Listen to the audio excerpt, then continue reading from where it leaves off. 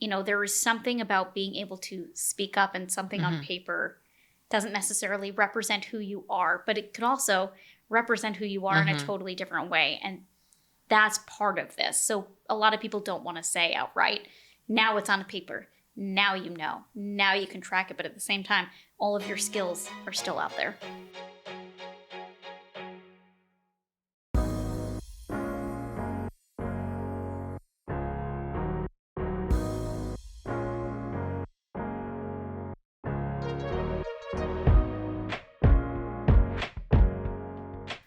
Welcome to the Your Next Move podcast. Today, we are talking about something that I've wanted to talk about for a very long time. Alex Gilbert is here with us today. So she's a New Yorker, a mom, a Mets fan, a yogi, and a brunch enthusiast, which means we're basically best friends. She also has dyslexia and ADHD. After spending her career working in leadership development, just like me, so we get along, she started a consulting and coaching business to help adults with learning disabilities or ADHD like herself, who have been struggling in their careers. This topic is so crucial, and it is not something that we've ever talked about on the Your Next Move show.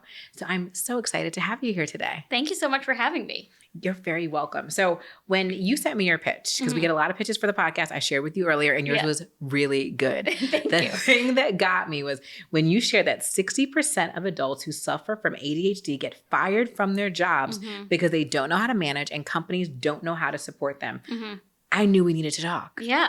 It's really a really big problem, and it's so frustrating. And it's mostly because people are diagnosed as adults and don't necessarily know themselves, know how to manage their skills, know how to manage their workplace in general. So they don't advocate for themselves, and then they typically struggle with executive functioning skills like handing things on time, listening to directions, and really managing the day-to-day workload. So it's definitely a problem.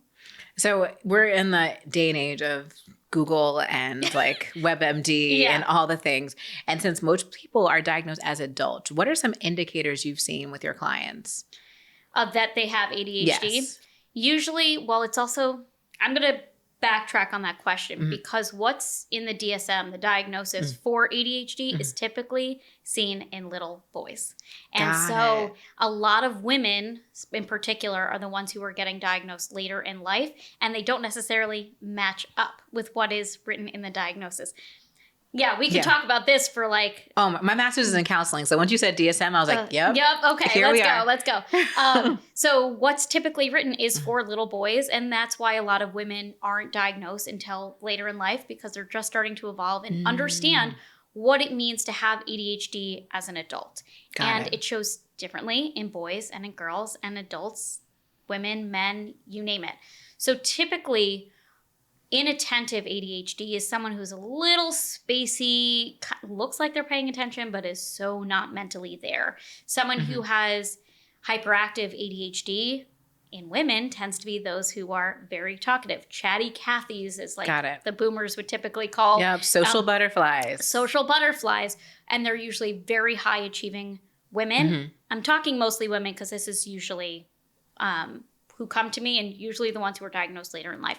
So they're very high achieving women, or they're the type of person who has combined ADHD, which is what I have, meaning you might be inattentive and hyperactive at the same time. So you're inattentive, you might look like you're not paying attention, but actually your mind is racing very fast, or you're talking really fast. And it is a really challenging task to manage. And when you don't know that about yourself and you don't know that other people are different, you think, what's wrong with me? Why are things in front of me so hard for me? And they tend to work that much harder. So I see people who are way more burnt out than the average person. Again, I see very high achieving people, very intelligent, because this really doesn't have any effect on intelligence whatsoever. But they're frustrated. They're not necessarily using the right skills in the environments that they're in. And that's typically what I'm seeing. Got it. So I would say, I hear you saying that. So if you feel like you're someone at work and you are just really just struggling, things are harder than they should be. For me, I almost describe that as like cognitively, like you know what you're doing, but it's like, how does like my brain understand what I'm doing, but how is that not coming out into the world? You just described every therapy session I have for myself. Because Really? yes, because it's one of those things that you cognitively understand, but you don't know how to emotionally connect to that. Okay. So yes. So when you feel like it's too much, that's a time. Would you go to your primary care doctor to get diagnosed, or would you? Because you should not just be listening to this podcast and determine that you have ADHD. Disclaimer. Yes. We're going to put that in there. You definitely need to go talk to. I'm assuming primary care would be the best for this. That's usually where people start. But at the same time, I have people who start with their therapist. A lot of people were getting diagnosed in the last couple of years because of COVID, because this was the first time they were actually seeking therapy. So sometimes people go to a primary care doctor. Some people go to a therapist. Some people start with a coach because they're feeling the symptoms and they don't necessarily need the diagnosis to get the support that they need. Any direction forward is a direction forward to help get the support that you need. And I think it's really important to build the team of support regardless of where you start. I love that you said that, because I feel like whenever there's a diagnosis, like no matter what it is, we immediately think, oh, I need medication. Right. Like, give me the drug. Let me go to my doctor. I now need to self-identify on all these forms to tell the world that I have this. But you're saying, if you feel this way, just get the support. And that could be a coach like yourself to work with, to get coping strategies. It could be a therapist to do some like cognitive behavioral therapy, some solution-focused therapy, or go to your primary care. And your primary care is the one who would be able to prescribe medication if needed. Yes. And that's actually something that I want to touch base on, because there are a lot of women who were potentially diagnosed as children and given medication and told, that's it, you're cured. But that's not how it works. Your brain fundamentally works differently than other people. So there's that aspect as well. So it can be really supportive to have medication. But again, this is one of those things that it's a overarching support that is going to help you feel your best in your job or at home or in your relationships in general, so you can communicate what your needs are and what support looks like for you. At what age were you diagnosed? I was 8. So I've been called a unicorn in this space because so many people are diagnosed as adults, but I was actually diagnosed at 8 because of my dyslexia. I could not read, and I'm very privileged in my story, my upbringing when it comes to this, but my mom and dad were packing me for sleepaway camp, and my mom asked me if I wanted to pack any books, and I looked at her and I laughed, and I was like, why? I can't read. And my mom's looking at me and she goes, I'm sorry, what did you say? You're 8 years old. What do you mean you can't read? She's like, I knew you didn't like to read, but I didn't know you felt like you couldn't. Interesting. I memorized every single book I ever read, which is why my memory is exceptional, but word for word. And that is what I thought reading was. And then you get to chapter books. There's more words per page. I didn't realize that's not what reading was. So that's insane. Yeah. I've heard this a lot actually with kids with dyslexia, and it runs in families too. I'm sure. I think there's so many things that I'm a big believer in therapy. My master's is in counseling, that there's so many things that we normalize, especially as children, that we think we got this message, like this is just how we do it. We think it's okay. Right. And sometimes we could take that all the way through adulthood if never stopped to know that like, that's not the way, like things could be easier for you. They do not have to be this difficult. Yes. The pressure that you must have had at 8 to memorize. I wasn't thinking about it like in the forefront of my memory, but then I started to... My parents redid part of our home, and I found a lot of the counseling information when it came to my diagnosis. And my parents described an insane amount of anxiety at 8 that I read and I cried, because I didn't think it was that apparent, but apparently it was very apparent that I was struggling. I remember talking about the fact that I didn't want people to think I was stupid. And I didn't put dyslexia in the front of it. I couldn't describe what it was, but I was clearly very anxious. And even after I got the diagnosis and I got the support, I was still very conscious of the fact that I didn't want people to think I was stupid, because a lot of adults called me stupid. Yeah. In classrooms, in a lot of different settings, and that weighs on your psyche. I'm sure. Yeah. Do you feel like your diagnosis like changed, or how it presented itself changed as you grew? Definitely. For my ADHD, I would say, and that's actually very common for women and girls, because how your period is lined up also affects how you're mentally focused on everything. So I definitely feel like my ADHD was present when I was younger, but was definitely increased as I got older. But also the responsibilities of life changes. The executive functioning that you need as an adult versus a child is very different. So I think part of it is environment, part of it is hormonal, part of it is just life in general, but it has definitely showed up differently. And I would say for my struggles with dyslexia, it became very challenging as an adult to explain when I would mess up a word if I had to read it out loud, or I would send something and it would have grammatical errors because people would be like, are you kidding me? You didn't notice that this is what you wrote? And I would have to say up front, I'm dyslexic. This is just so you know, if I'm talking this way, take what I'm saying, not what I'm writing scenario. But it's always something I'm self-conscious about, even though I talk about this every single day. Do you feel that professionals should self-disclose in the workplace? That is such a personal decision. I personally went into every single job interview I ever had saying I was dyslexic and had ADHD. Wow.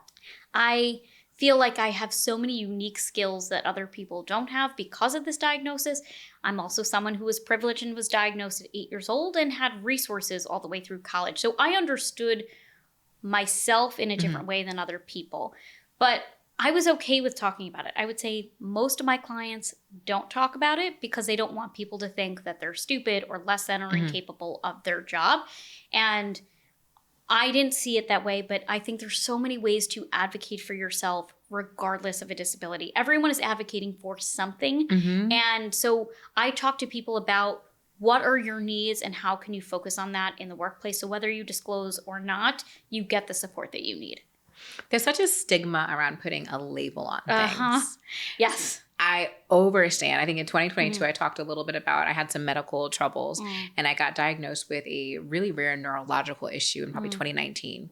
And it changed how I worked because I was literally in pain every single day. And I remember battling with myself, like, should I be disclosing? They had a self-ID project happening at work where they wanted folks to disclose like all things about their identity. And I remember they were just kind of doing some like statistics, like to say without the organization. And I was like, should I be putting this down? And I remember like really battling with like, what happens if I identify with having a disability and need services? Like what does it say about who I am? What does it say about my work? What does it mean if my manager knows that I need additional assistance or time or grace? And I'm like, and I was in a very high functioning, high profile role, a global role. I worked all the time. And it was such a moment for me. And like, do I write this down? So I can only imagine, I think, especially with something that I was able to conceal it most of the time that I was in pain. But I can only imagine with something as fundamental as needing to read, needing to write, that there could be some benefit, but also you don't want anyone to look at you like you're different.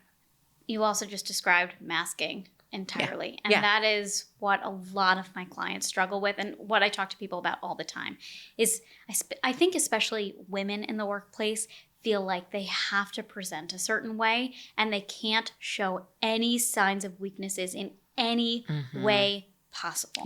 And if you are giving them even the inch that something is different or wrong or that you can't handle it, that you're not good at your job. And this is where I find so many of the women that I work with, so many people that I work with, because they just don't want to take that on. So they take on more. So they are in this role of... Because that makes sense, right? Of course. Right, exactly. They take on more even though they can do less, but they are just trying so hard to prove what they can do to make up for what they can't. And that is so hard. I can even describe the job that I had before COVID. That was exactly what I was doing. I was taking on 10 times more. This was a role that was meant for 10 people. And I was struggling every point of this job because I just wanted to make sure that at the top that everybody knew Alex made this happen. Mm-hmm. But you do it at the price of you. Yes. By not saying what you need. And whether you disclose or not is entirely up to you. Again, I know people who disclose and people who don't. Mm-hmm. I know people who disclose during the interview process. I know people who disclose later. It's so personal and it is so hard to do that. I will say sometimes when I would apply to jobs and I would check the box saying disability, I did not get a call. Mm-hmm. And when I would go on the interview and describe what my skills were and describe why I was talking about the fact that I was dyslexic or had ADHD, I got the next interview. You know, there is something about being able to speak up, and something on paper doesn't necessarily represent who you are, but it could also represent who you are in a totally different way. And that's part of this. So a lot of people don't want to say outright, now it's on a paper. Now you know. Now you can track it. But at the same time, all of your skills are still out there. It makes so much sense. And I think as women, there's things that we uniquely struggle with. Mm-hmm. I have a dream that one day I will do a podcast and we'll talk about all the things that women go through. I'm really big on like intersectionality about like, you're not just a woman, you're not just a Black woman, a white woman, someone who has a disability. Like it's all of these things together that make up who we are. And we don't talk about the difficulties that we go through. I think like you mentioned earlier about like the changes like with your cycle. I think like, so for me, when I had my neurological issues, it was heightened by my cycle happening. So the week before, I was always in more pain. I went through a period where I froze my eggs, where you take more hormones. So for like 3 or 4 weeks, I was miserable. Yeah, I've been there. But it seems too vulnerable to say, hey, like, well, I'm freezing my eggs right now. Or I'm not going to talk about my period in the workplace. I'm like, but it's both sides, right? It's like, what are you comfortable sharing? If it's really impacting you, what do you feel like you should mask? But then why should we mask it? Right. It's this balance. I think more recently people are unmasking. And I think that has a lot to do with COVID. People started talking more in terms of their life as a whole, as opposed to I am an employee of this company versus I am a parent, or I am this person at home.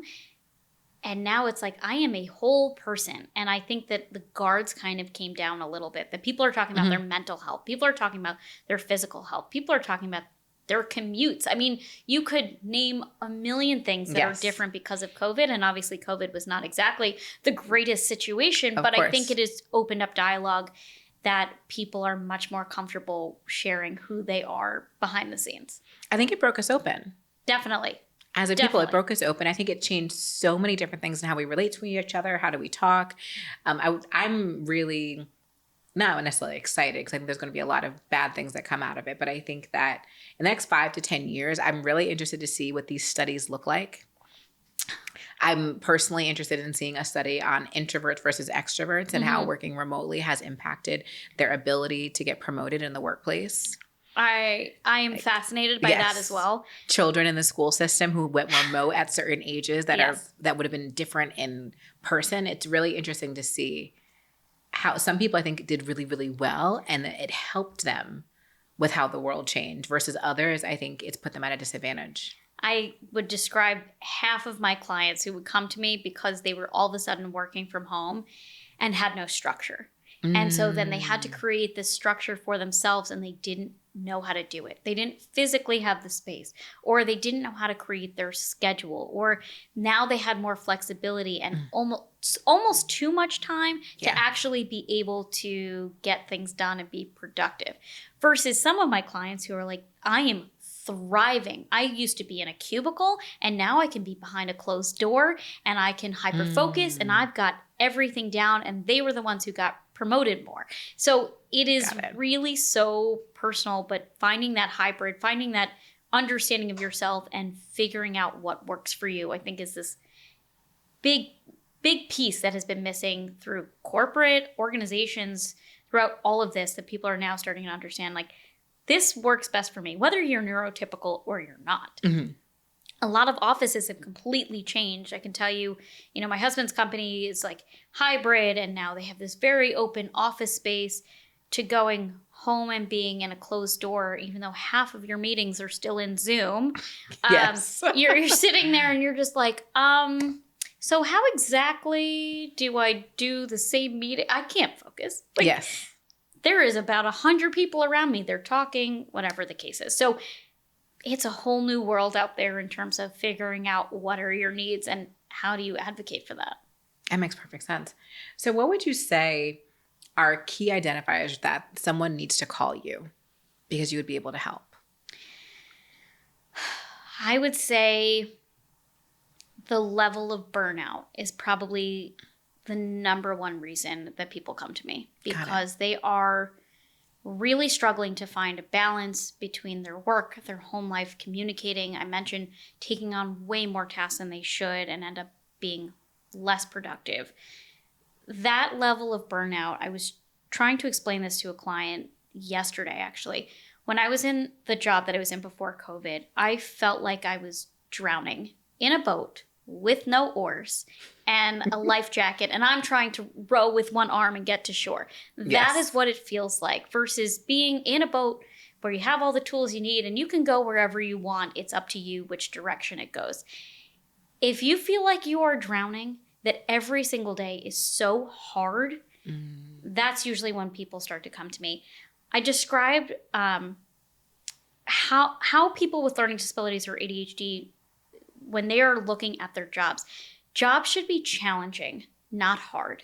And a lot of the times you are met with executive functioning tasks that make it very difficult, that require a lot of follow-up, that require a lot of planning and execution. Whereas somebody who has ADHD or learning disability is ultra creative. You put them in a room and ask them to problem solve, you will be amazed at how well they can problem solve. That's challenging. And so what I try and do is help people discover what those strengths are, those skills that they have, and put them in places where they can feel challenged, but not bogged down with what's hard. Got it. I think we talk about this a lot when I do career coaching, when I say we should be strengthening your strengths. We don't always have to strengthen your weaknesses. I think sometimes in every job, there's going to be things that we hate. There's going to be things that we have to do on a regular basis that we do not want to do, but you have to get through it. But I would say imagine a job that is based upon your strengths. Exactly. Actually, my favorite way to help people figure out their strengths, you're going to laugh at me when I say this. I'm excited. My favorite question is, what is your favorite and least favorite game to play? Oh, I feel like I want to answer. What game I do know. I play? I feel like the past few years, all I've been doing is working. So I'm like, what game do I play? I mean, you could play a game on your phone, even a game that you would have played as a kid. Ooh, you know what? I love air hockey. Air hockey. Okay. That's my favorite. I can beat anybody in air hockey. Okay. Are you one of those who like knocks the knuckles too, and just like no criticism, but you're just like, I'm getting into it? I do. Like I definitely you're get very into competitive. It a little bit. And don't you dare, like, you know, when you're playing with someone, they put like the elbow like in front of it. Like, no, you can't cheat. No, you have to be completely straight up. I want you to think about specifically about what it takes to play that game. Okay. I think it takes precision and understanding at what angle you need to hit it at to bounce across. You need to understand like how your opponent is blocking to make sure you can get it in. It has to be quick, especially when you're going back and forth and you're playing with someone really good. There's like a pace that happens. Okay. And I think it takes a little bit of hand-eye coordination. Hand-eye coordination. Strategy is involved. You want things to be quick and easy. This is precision. You know the exact goal and you are going to complete it every time. And every single time. And the more you do, the more motivated you are to keep going. Yes, because every single time I get it in the slot, I'm like, oh, okay, I got you. I got to get to 7. How much does that describe your strengths? When you have a goal, when you have a goal that you're like, I know how to complete this. I know the exact rules. We are going straight forward. We are going to get this. I might navigate a little bit and know the strategy, but I'm going to get there every single time and I'm going to feel really good about it. Come hell or high water. That's how you do your job. That's what motivates you in your job. You are like, I have a goal. I'm going to get there and I'm going to make sure it happens. And I know the strategy and here's the lanes we're going to do it in. That is 200% me at work. There you go. That was live coaching, y'all. There you go. This is what I do with a lot of my clients because you could take all those Myers-Briggs types of tests. StrengthsFinder, all of them. Yeah. All of them. And I think there's something to that, but I like to get to the root of what is fun for you. Your body language completely changed when you got to talk about something that you were really good at that was so fun. And you're just like, I can't wait to play that. Yeah. That is what you enjoy about your job. And if I can find those moments and if I can find that excitement towards what you're doing, your work gets that much easier and much more fun. That makes complete sense. I'm going to think about that. There you go. I need a moment. That's good. Because even if I think about any other game, I was going to say skee ball. It's the same thing. Yes. It's the exact same thing, except I don't have an opponent. I'm playing by myself. But the exact same thing. But I think you like the component of being competitive with other people. Oh, because I want to beat you. Exactly. Yeah. But like think of like the corporate world of what you were doing. You had to be number one. Oh my gosh, 100%. And if I even layer on StrengthsFinder, one of the assessments that I do like, competition is one of my top 5 strengths.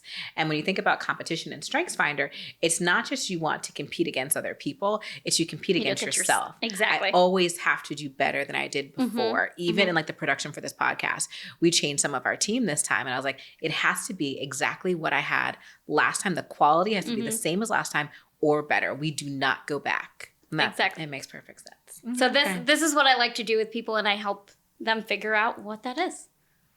Well, I love it. So I think I was going to ask you, like, what did you feel is the most common adjustment that you help people make when they're working with you? Or like, what is the biggest transformation or like the tool? That's a great question.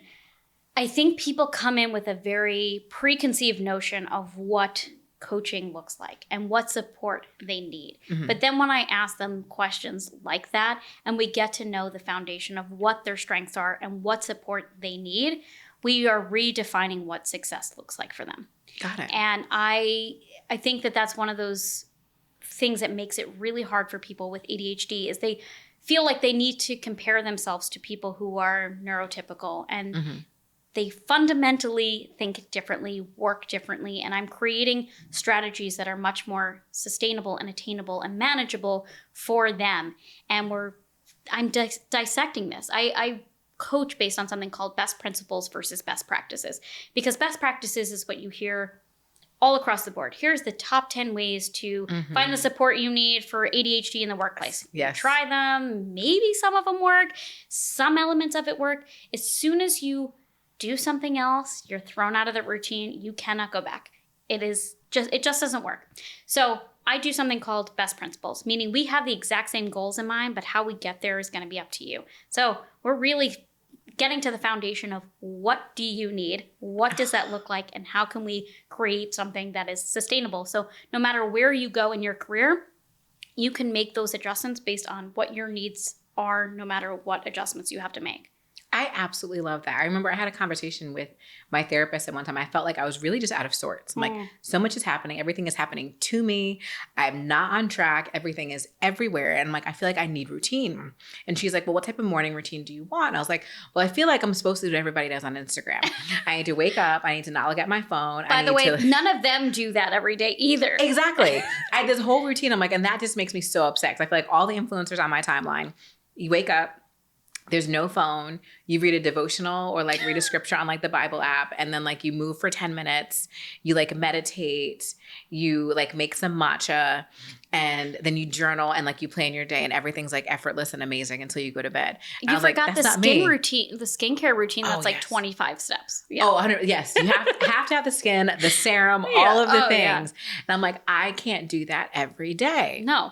And like, she's like, why can't you just do what's supposed to work for you? And I was like, I know, but I feel like I should. And she's like, but we had this whole conversation about like the shoulds and the why. Exactly. And it goes into everything. Yeah. I always talk about the fact that let's remove should from your vocabulary because it's just not necessary. What do you need? And I also talk about the fact that structure and routine and being consistent doesn't necessarily mean that that's the exact same thing you are doing every day. I get up. I'm exclusively pumping. My daughter is 9 months old. I get up at exactly 6:30 every morning and I pump in the morning. But that's pretty much the only thing in my morning that looks exactly the same.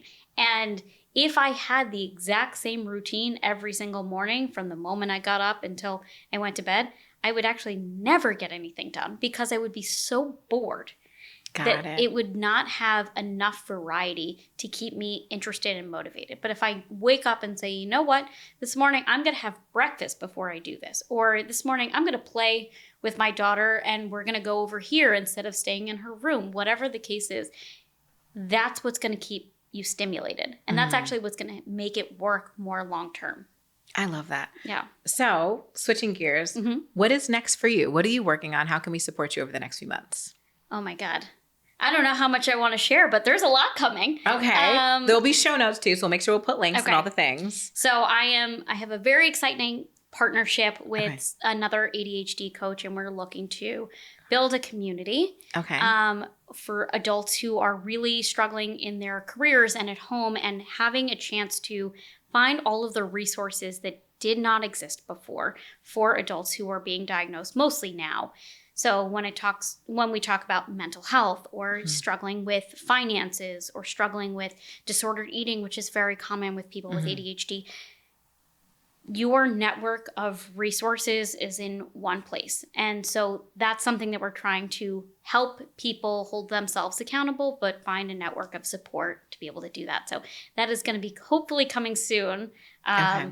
It's in the process and I'm very excited about it. So as soon as it does, we need a link so we can make sure we put it in the episode. I promise I will send it to you. Oh, I'm so excited. Yeah. Thank you so much for being here, Alex. Yeah. Thanks for having me. You're very welcome. And to anyone listening, may your next move be your very best move. Have a great day.